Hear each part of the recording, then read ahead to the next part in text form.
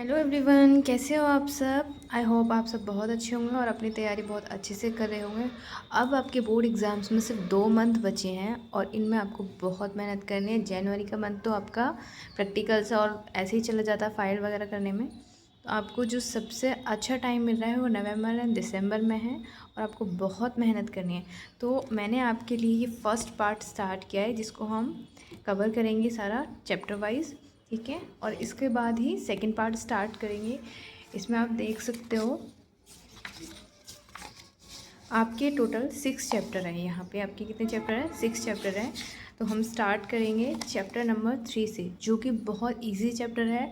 सबसे पहले हम इजी चैप्टर्स को कवर कर देंगे, देन उसके बाद हम अपने बाकी चैप्टर्स को स्टार्ट करेंगे, ठीक है।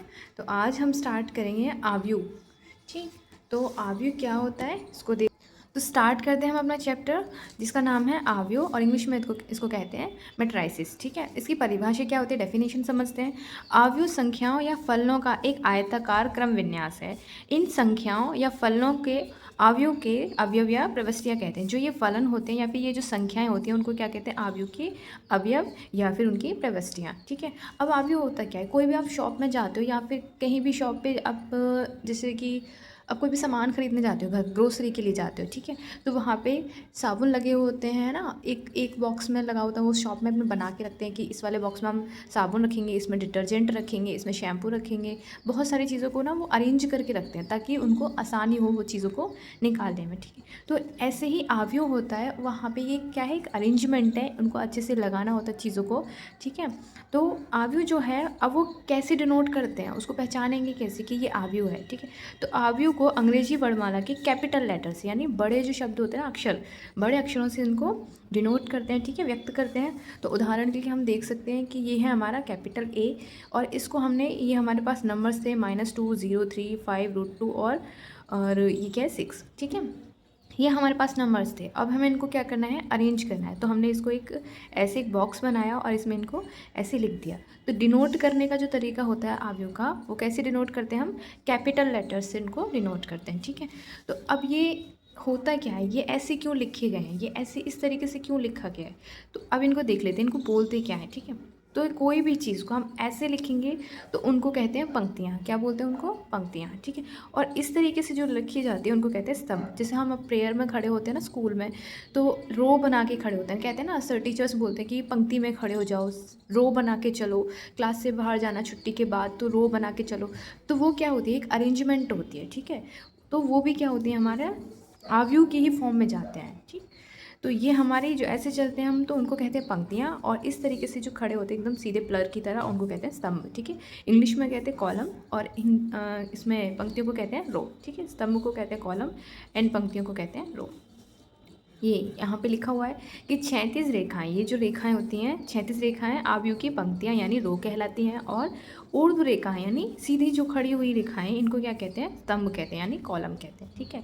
अब आव्यूह में कितनी रो हैं, कितने कॉलम हैं, वो कैसे पता करेंगे और हम उसको बोलेंगे कैसे कि ये जो इसमें तो 8 रो हैं, इसमें 2 कॉलम हैं, तो उनका क्या क्या नाम होगा उसको, ठीक है। तो वो हम देखते हैं।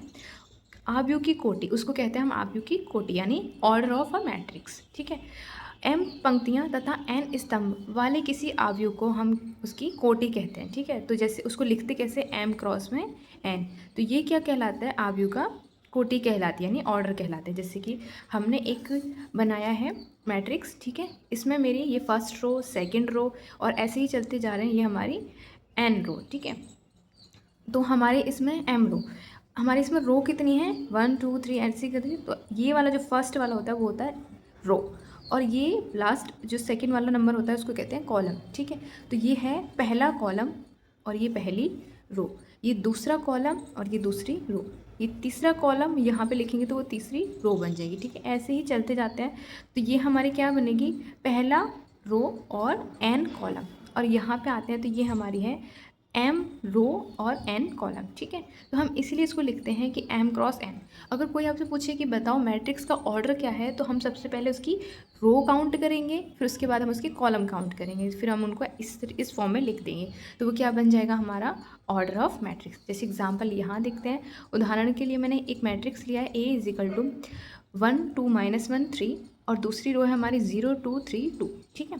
तो यहाँ पे देखो रो कितनी है आपकी, रो है यहाँ पे 2 रो हैं, पहली रो और दूसरी रो, और कॉलम कितने हैं आपके, first column, second, third, fourth. तो कॉलम कितने हो गए आपके, 4 कॉलम हो गए, ठीक है, यानी 4 कॉलम है और 2 रो है। तो हमें लिखना कितना होता है, पहले रो लिखते हैं और बाद में क्या लिखते हैं हम, कॉलम्स लिखते हैं। तो हमारी पंक्तियां हैं 2 एंड स्तंभ कितने हमारे 4। तो आव्यूह की कोटि कितनी हो जाएगी, 2 क्रॉस 4। ये तरीका हो गया आपका मैट्रिक्स के ऑर्डर लिखने का, यानी कोटि लिखने का। कभी कभी एग्जाम्स में ना आपके बोर्ड एग्जाम में ऑब्जेक्टिव क्वेश्चन भी आएंगे जो 20 मार्क्स में आते हैं, ठीक है।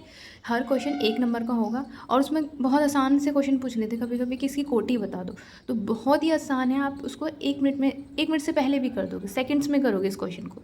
कि आपको क्या करना है, सबसे पहले रो काउंट करनी है और उसके बाद कॉलम काउंट करने हैं, ठीक है। तो आपको क्या पता चल जाएगा, मैट्रिक्स का ऑर्डर। ओके।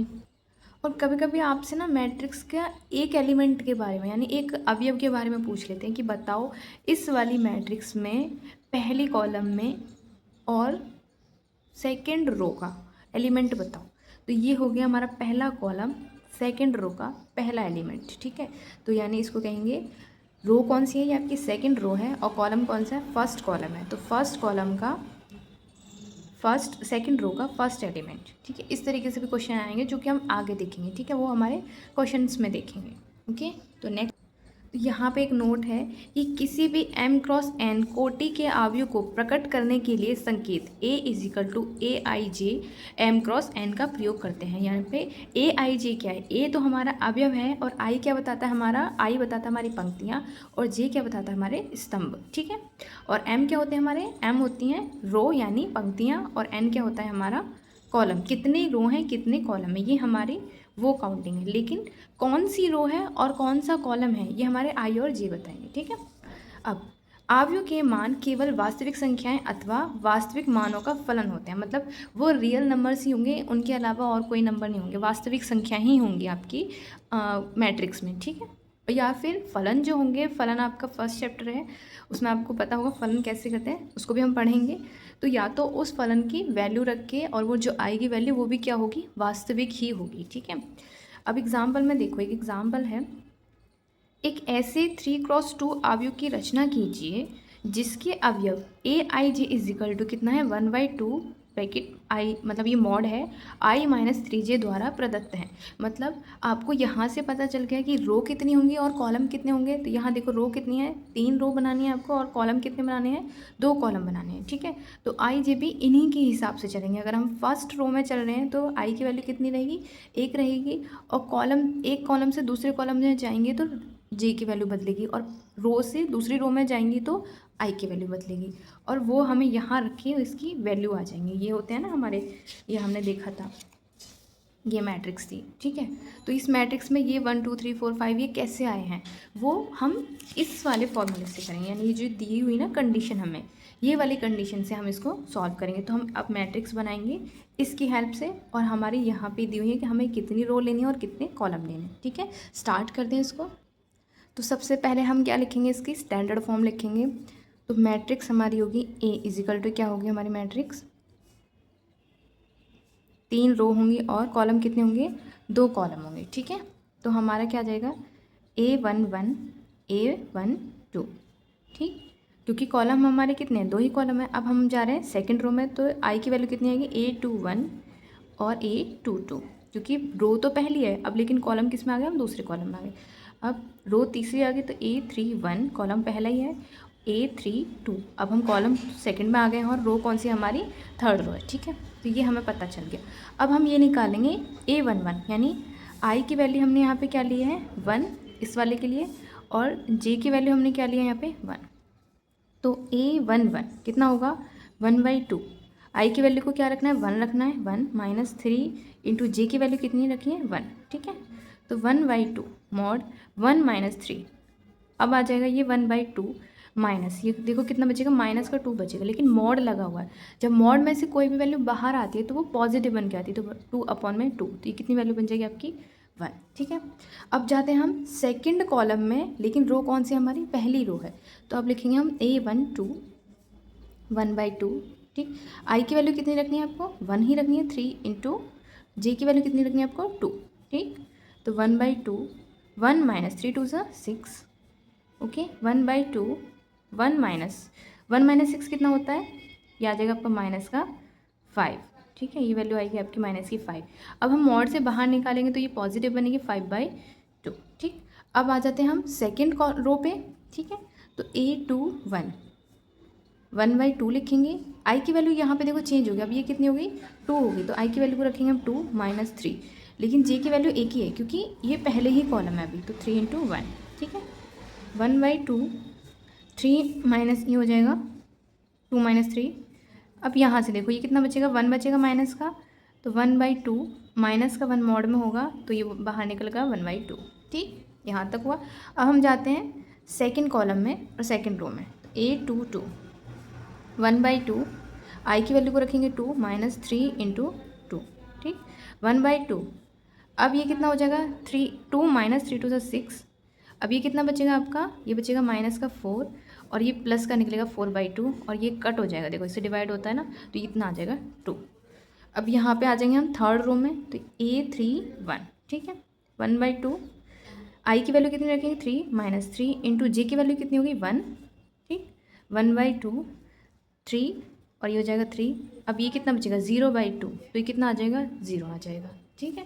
अब आ जाते हैं हम सेकेंड कॉलम में, ठीक है, तो A33 1/2 3 माइनस 3 × 3, ठीक है, ये कितना आ जाएगा आपका 3 माइनस 9, कितना बचेगा माइनस का 6 मॉड में और अपॉन में 2, तो प्लस में आ जाएगी वैल्यू 6/2, ये भी डिवाइड हो जाएगा, कितनी बार होगा 3 बार, ठीक है। तो अब हमारी ये वैल्यू आ गई है, ठीक, ये हमारी क्या वैल्यू आई है, ये वाली A11 की वैल्यू कितनी आ गई 1, A12 की वैल्यू कितनी आ गई 5/2, A21 की वैल्यू कितनी आई है आपकी 1/2 और A22 की वैल्यू 2 है, A31 की वैल्यू क्या है हमारी 0 है और A33 की वैल्यू कितनी है आपकी 3। अब इनमें हम ये वाली वैल्यू पुट कर देंगे, ठीक है, यहाँ पे रखेंगे तो ये आ जाएगा हमारा मैट्रिक्स A = A11 की वैल्यू रखो, ठीक है, A11 की वैल्यू कितनी हमारी 1 है, A12 की वैल्यू कितनी है 5/2 है, ठीक है, ये हमारा 3 × 2 का ऑर्डर मैट्रिक्स बन रहा है।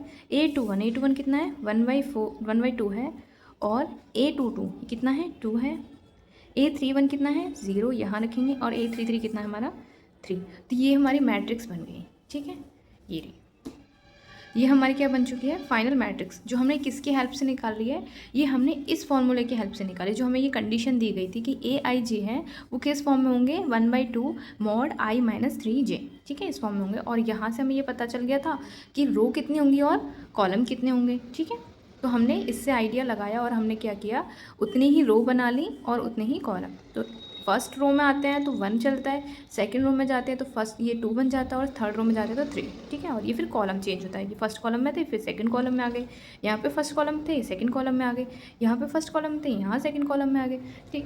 तो इससे ये हमें आइडिया लग जाता है कि हमें कितना नंबर तक जाना है, कितनी रो लेनी है, कितनी कॉलम लेने। तो ये बहुत इंपॉर्टेंट चीज़ होती है मैट्रिक्स में कि उसका ऑर्डर क्या है।